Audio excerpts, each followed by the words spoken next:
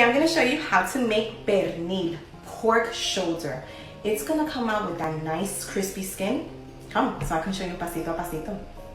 First, we're going to start with our marinade. To our blender, we're going to add half a cup of oil, half a cup of vinegar, half a cup of garlic,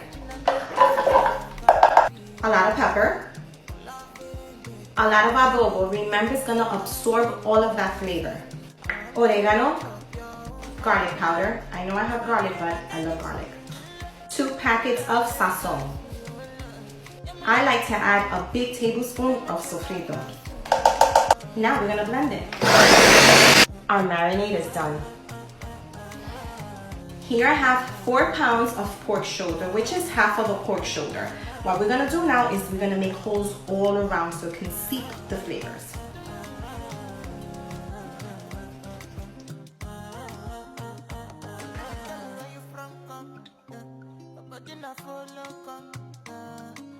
After the 2 hours, we're gonna uncover it and we're gonna cook it for another 2 hours.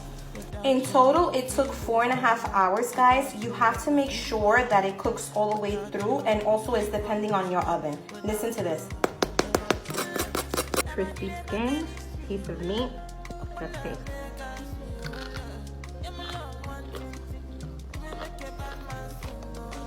Qué ricura.